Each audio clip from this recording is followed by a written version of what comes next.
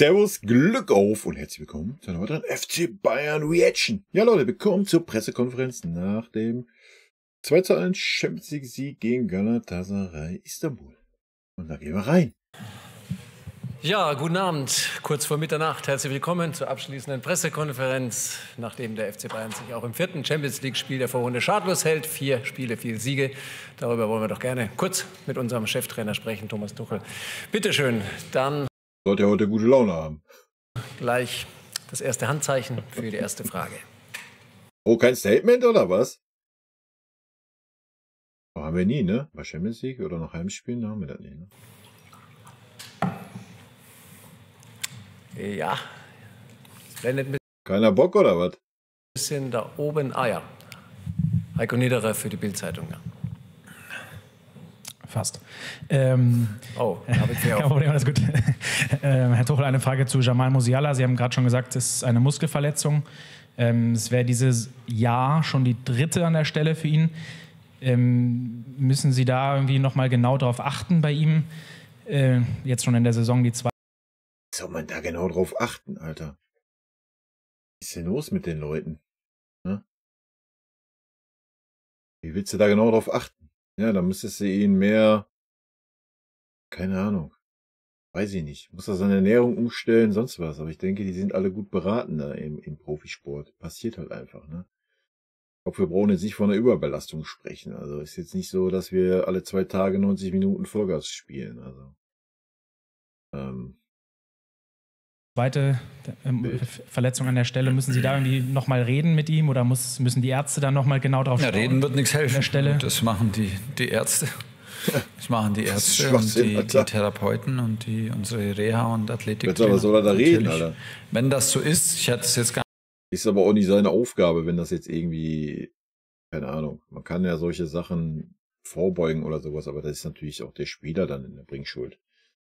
Ich denke, manches ist natürlich von den Genen her vorgegeben, aber wenn ihr euch mal anguckt, Lewandowski oder guckt euch jetzt auch so einen Harry Kane an, ich klopfe mal auf Holz, aber auch andere Spieler, ja, damals, die auch immer Vollgas gehen. Auch ein Kimmich, guckt euch einen Kimmich an. So, wann ist der Kimmich? Hat der Kimmich mal eine Muskelverletzung oder Müller?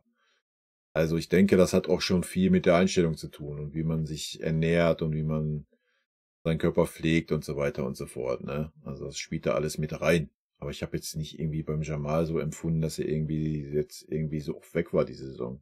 Aber vielleicht habe ich das auch nicht im Kopf, so wie unser Trainer auch nicht. nicht so auf dem Schirm. Dann gehen wir dem auf den Grund. Ja. Wir haben alle Daten und alle Kapazitäten und alle Qualität, um dem auf den Grund zu gehen. Falls es tatsächlich wiederholt mal die gleiche Stelle ist, bin ich jetzt überfragt. Können Sie vielleicht noch sagen, wie es mit Dayo Upamecano aussieht? Ist er für Heidenheim eine Option? Sie hatten gesagt, wir können ihn wahrscheinlich nicht in die englische. Ganz ehrlich, so wie der Leon performt auf der Innenverteidiger-Posi, bei allem Respekt für Heidenheim muss das aber auch reichen, wenn dann Goretzka in der Innenverteidigung aufläuft neben den Jakim. Also da musst du den Upa jetzt nicht irgendwie da jetzt noch unbedingt reinwerfen. Ich meine, wenn es dann wirklich mal brennen sollte, dann kannst du ihn vielleicht noch mal bringen für eine halbe Stunde oder sowas, aber anfangen würde ich jetzt auch nicht. Also. Woche schicken? Nee, also das war auf jeden Fall der ganz klare medizinische Rat. Und der Upa will natürlich die ganze Zeit, aber es sind jetzt auch nur 2 Tage. Das, was wir da gerade machen, ich meine, wir haben bei jedem Sprint in der zweiten Halbzeit einen Herzstillstand auf der Bank. Ja, ich habe mich halt auch gefragt, dass er war schon ein bisschen lange auf dem Feld. Mir ging es auch ein bisschen ähnlich teilweise. Wo er dann noch nach vorne gezogen ist, das war ja auch zweite Halbzeit, da dachte ich auf einmal, oh ey, Opa, was ist denn jetzt los, Alter, mach mal ruhig, ey. Ja, er sah schon aus, als wenn er auf dem letzten Zahnfleisch, aber immer weiter, immer weiter.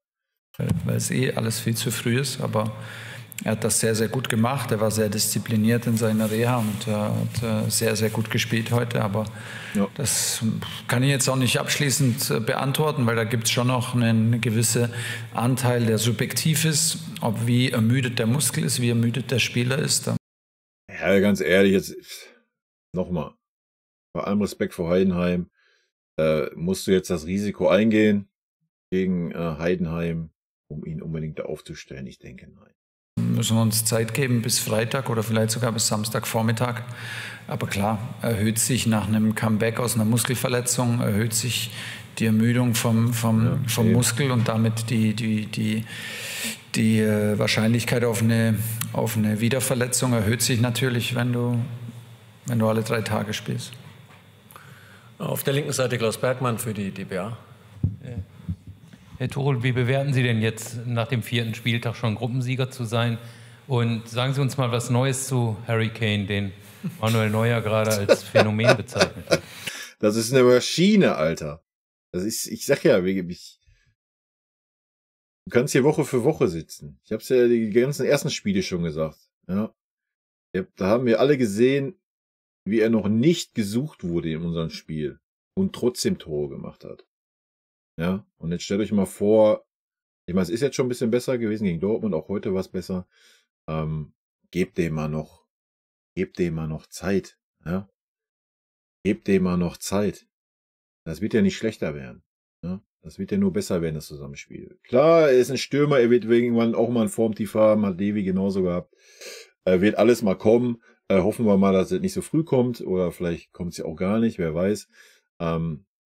Aber das ist krank, weil er einfach so viel mehr macht, als nur Tore schießen. Ja? Wie er seine Mitspieler einsetzt, er weiß selber, ja, wenn wir Konter fahren, weiß er selber, Alter, ich bin jetzt nicht der den Ball nimmt und mit dem Ball 20 Meter läuft, da bin ich viel zu langsam für. Ja? Dann nimmt er den Ball an, hat den Blick, setzt den Spieler ein, der Sprinter ist, ob es ein Sané ist, ob es ein Coman ist, ob es ein Musiala ist. Und entweder geht derjenige direkt schon aufs Tor oder der Ball geht nach außen und dann ist ein Kane aber auch schon wieder im 16er, wenn derjenige dann außen ist und versucht, das Ding reinzubringen. Also wild. Nein, ich kann Ihnen nichts anderes sagen, wie ich Ihnen am Anfang der Saison gesagt habe, und den Rest erzählt er euch mit seiner Leistung, mit seiner Quote. Das Spiel erzählt die Geschichte, die Leistung erzählt die Geschichte. Da brauchst keine weiteren Worte, ist alles gesagt.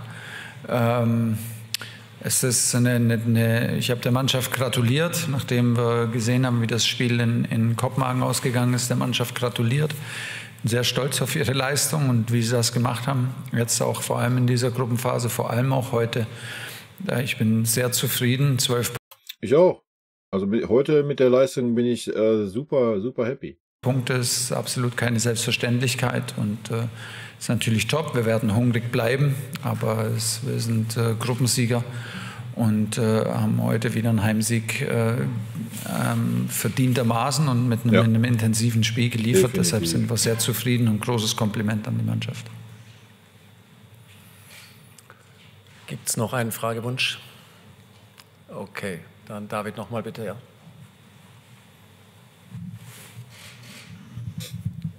Herr Tuchel, können Sie uns vielleicht ein bisschen Ihre Gedanken erläutern? Wie sehen Sie die Entwicklung in der Champions League in den Spielen? Vielleicht nicht ganz so glanzvoll wie in der Bundesliga. Liegt es auch daran, dass die Gegner schwer? Das ist wieder so eine Frage, weiß ich nicht, auf was man da hinaus will. Erstmal, die Leistungen in der Champions League waren genauso durchwachsen wie die Leistungen in der Bundesliga. Ja, wir haben eine gute Leistung gegen Dortmund und gegen Bochum gezeigt. Und eine richtig gute zweite Halbzeit gegen Darmstadt. Ansonsten war das genauso durchwachsen, ja, wie es in der Champions League auch war. Na klar, Gruppenphase Champions League, das ist wie Pokalspiele, wenn du nach Kopenhagen fährst, wenn du nach Istanbul fährst. Dass die da 150% geben, ist ja wohl klar. Ja, natürlich das nochmal ein bisschen was anderes Kaliber. Aber jetzt so von unserer Leistung her, es war dasselbe wie die Bundesligaspiele auch. Ja. Weiß ich nicht, ob man da jetzt unbedingt unterscheiden muss, fühle ich jetzt nicht. Ja, das war das erste gute Spiel über 90 Minuten in der Champions League jetzt von uns. So wie es gegen Dortmund in der Bundesliga war. Schwerer sind oder wie machen Sie das fest? Es sind zwar 12 Punkte, aber vielleicht ist diese ganze Kritik, ich meine, die wir so äußern, wir als Fans, die kommt ja nirgendwo an. Ne? Wenn ich mich jetzt hinsetze mit 2000 Followern oder so, das kommt ja noch nicht mal bei irgendeinem Spieler in der Mannschaft an. Wenn dann aber natürlich so ein Lothar und so ein Didi da reingehen, ne, und das sagen, vielleicht hat das einfach auch die Mannschaft gekitzelt. Ne? Vielleicht hat das einfach die Mannschaft gekitzelt, dass man eine Einheit ist mit dem Tuchel, ja, mit dem Trainer. Und dann kitzelt das natürlich schon, wenn dann so die ganze Fußballexpertise, die es so gibt, sagt, ja, man sieht ja keine Weiterentwicklung, die Mannschaft steht nicht hinterm Trainer, Blasels. Vielleicht hat das nochmal jetzt so die letzten Körner rausgekitzelt aus der Mannschaft, ne? In der Bundesliga jetzt bin ich gespannt. Ja, aber ich auch. In der Bundesliga waren es schon mehr Punkte. Mehr Glanzleistung. Ja, bei mehr Spiele, mehr Punkte. Nee, mehr Glanzleistung? Hat der was geraucht oder was? Glanzleistung von ihm. Okay. Ja, gut, supi. Gut, dass Herr Tuchel genauso überrascht ist wie ich, Alter. Da bin ich auch mal gespannt, was er da jetzt rausformuliert, ey. Der nächste in der Gruppe hat wie viele Punkte? 4? 5? 4. Das ist schon ein Brett zu spielen, wo wir da spielen. Also ich glaube, Galatasaray hat vor unserem Sieg dort 17 Mal in Folge gewonnen, danach alles gewonnen. Jetzt haben sie wieder verloren in den letzten 20, 21 Spiele, 2 Niederlagen von uns. Kopenhagen, letzte Gruppenphase letztes Jahr in der Champions League, keine Heimniederlage. Heute Sieg gegen Man United zu Hause. Wir fahren hin. Ich weiß nicht, ob dann die Erwartungshaltung eventuell auch manchmal zu hoch ist. Wenn ich nach Kopenhagen fahre mit meiner Mannschaft, erwarten wir nicht dort zu glänzen. Oder wir bezeichnen Glänzen für was anderes. Das ist richtig. Also, ja, man kann da auch dreckig gewinnen. Man muss da nicht den super tollen Hightech-Fußball spielen, aber man muss die richtige Einstellung haben. Ja, und das hatten wir gegen Kopenhagen leider nicht. Aber das ist zumindest jetzt aktuell, wenn wir Dortmund und dieses Spiel nehmen, haben wir eine Entwicklung jetzt. Ja? Also, dass die Mannschaft will, die richtige Einstellung hat, das über 90 Minuten. Vielleicht waren das Steps dahin. Wir werden es in den kommenden Wochen sehen. Ja, dass du auch gegen Galatasaray, machen wir uns nichts vor, auswärts. Das war 70 Minuten gar nichts. Ja? Wir konnten froh sein, dass es nicht 3-4-0 steht. So ehrlich muss man halt einfach mal sein. Das muss man dann auch nicht schönreden, damit, dass es schwere Spiele sind. Natürlich sind das schwere Spiele und klar, das ist ein Einfluss, bla, Sülz. Aber das war einfach die Gesamtsituation. Das war in der Bundesliga nicht anders. Ich weiß nicht, wo der tolle Herr da irgendwo in der Bundesliga im Gegensatz zu Champions League Glanzleistungen gesehen hat. I don't know. Wenn man dann so ein 7-0 gegen Bochum sieht, ja, das war dann so die einzigste Glanzleistung. Alles dazwischen war gute 20, 30 Minuten. Also. Wenn du dort das mitgehst, wenn du die Intensität annimmst, wenn du dir für die Drecksarbeit nicht zu schade ist, dann sieht Glänzen vielleicht auch mal. Ja gut, das haben wir aber nicht getan, fairerweise, muss man mal sagen, ja. Also wie gesagt, wir waren gegen Galatasaray 70 Minuten unterlegen, Alter. Wirklich unterlegen. Wir sind in keine Zweikämpfe, erst sind wir keine Zweikämpfe gekommen, gar nichts. Also da sind wir gar nichts mitgegangen, ja. Und diese Phase hatten wir in Kopenhagen leider auch. Ja gut, Kopenhagen war ein bisschen besser wie in Galatasaray, aber es war auch schon ziemlich glücklich am Ende des Tages. Aber ja, dreckige Siege, am Ende zählt das Ergebnis, ist ein Ergebnissport, alles gut. Von daher, die Argumente sind beim Tuchel. Aus wie harte Arbeit, aber am Ende glänzt dann das Ergebnis. So deshalb, ich bin heute über 90 Minuten sehr zufrieden mit dem Schritt, den wir jetzt auch gemacht haben von in Istanbul und heute, wie wir mit dem Druck umgegangen sind, der im Spiel entsteht. Ja, aber der Druck war natürlich jetzt auch nicht so hoch von Galatasaray, wo sie schon eine Phase hatten. Aber wir haben es auch nicht zugelassen. Ja, wir haben uns halt nicht ergeben, so wie es im Hinspiel die erste Halbzeit war. Also ich bin voll bei allem, was er sagt, bisher bei ihm. Wie wir mit dem Pressing umgegangen sind. Wir haben sehr viele Lösungen gefunden. Wir waren von Anfang an giftig, auch in Dortmund von Anfang an giftig in den Zweikämpfen. Wir haben uns behauptet in den Zweikämpfen. Und das war halt in Galatasaray und auch in Kopenhagen nicht der Fall. Muss man halt mal fairerweise sagen. Wir waren kompakter, also damit war ich heute sehr zufrieden und ansonsten kann ich nur sagen, es ist Champions League, es ist das schwierigste Turnier wahrscheinlich im Weltfußball, im europäischen Fußball ganz sicher und da kommt es einfach manchmal auch drauf an, kernig zu spielen und dagegen zu halten, schwierige Situationen zu überstehen. Nur mit Glänzen ist das nicht möglich, die Punkte und da bin ich voll bei ihm, ja, wir müssen nicht reden, wir wollen immer Hurra-Fußball sehen. Ja, worüber wir uns echauffiert haben gegen den Spielen, habe ich gerade schon ausgeführt. Das hat das, was er gerade sagt, diese Einstellung und so nicht da war. Ja, wir haben das Glück gehabt. Ja, das Glück hatten wir, aber wir hatten nicht die Einstellung. Ja, wenn wir die Einstellung haben, so wie heute, also ich bin super zufrieden mit dem Spiel. Heute haben wir auch nicht nur geglänzt. Müssen wir auch nicht. Warum? Ja, Man hat gesehen, es ist eine Mannschaft auf dem Platz, die will, die macht, die tut. Dann ist doch alles gut. Ja, dann ist alles gut. Selbst wenn das Ding jetzt nur 0 ausgegangen wäre. Wäre alles gut gewesen. Wie wir das jetzt gemacht haben, glänzt im Moment für mich und deshalb bin ich sehr zufrieden. Machen wir Schluss. Vielen Dank. Kommt gut nach Hause. Ja, machen wir Schluss. Leute, kurz und schmerzlos. Rot-weiße Grüße gehen raus. Ja, haut mir gerne eure Meinung dazu raus, was ihr denkt. Ich bin beim Tuchel. Nur, dass er das vielleicht ein bisschen anders interpretiert, beziehungsweise, ja, es ist auch sein Job, sich vor die Mannschaft zu stellen als Trainer zur Öffentlichkeit hin. Kann er auch schlecht sagen, obwohl er es ja auch schon gegen Galatasaray klar geäußert hatte, dass er nichts war, erste Halbzeit, ne? Kann er fairerweise auch sagen. Also, in diesem Sinne, nehmen wir das gute Spiel mit, was wir heute gesehen haben. Hoffen wir, dass wir es am Wochenende nochmal bestätigen gegen Heidenheim und dann ist leider erstmal wieder Länderspielpause. Hoffen wir, dass wir dann aus der Länderspielpause wieder genauso gut in die Spur finden. Also wenn unsere Mannschaft Bock hat, unsere Mannschaft 90 Minuten versucht, macht und tut, kann man auch über schlechteren Fußball hinwegsehen. Aber ich habe heute gar keinen schlechteren Fußball gesehen. Also für mich war alles fein heute.